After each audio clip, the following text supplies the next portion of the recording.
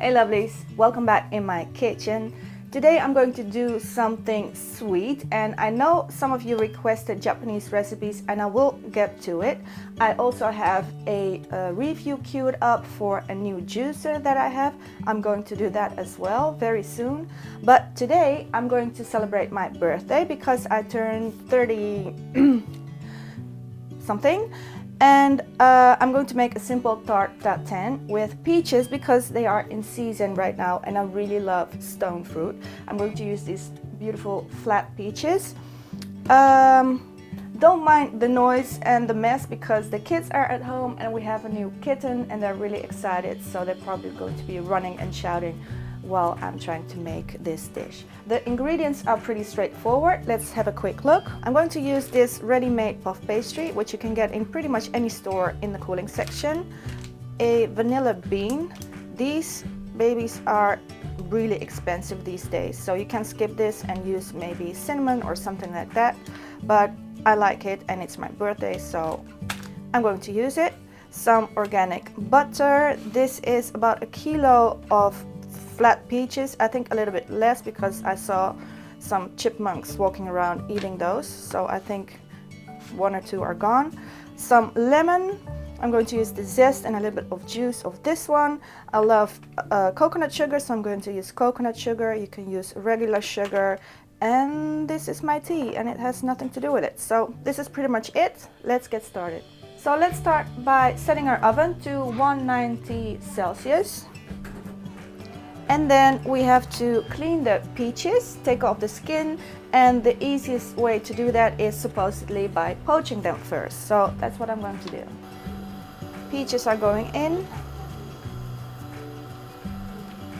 the hot boiling water for a minute or so.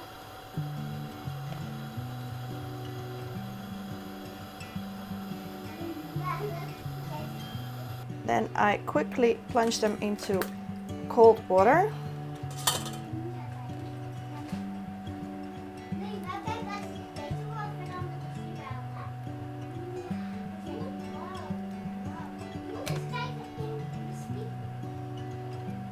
I'm going to heat up my skillets on medium-high, then a generous amount of butter. Let it melt. To that I'm adding 100 grams of coconut sugar and about 100 mils of water, and instead of water you can add some sherry or wine. It will add some depth of flavor. Now bring it up to a boil. This will turn into caramel quite fast, and when that happens you cannot stir it anymore, so you have to shake it. Let it cook for a little bit. While it's doing that, I'm adding some lemon zest and then the vanilla. Peaches going in.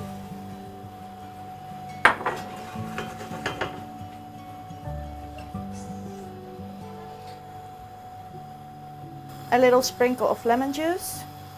As a little twist, I'm adding a handful of pecans.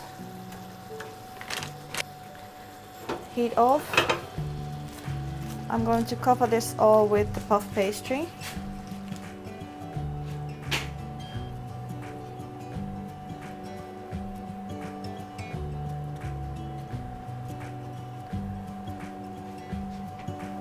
Like that.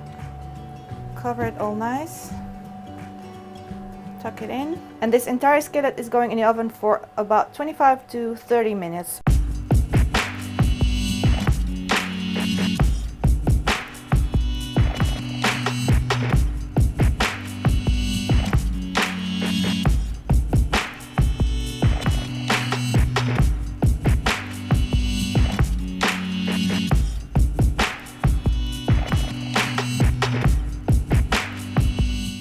When you take your tart out of the oven, wait a minute or 2 before you flip it, so you don't burn yourself, but don't wait too long because when the caramel cools down it becomes sticky and it will get harder to flip. So that's a quick tip.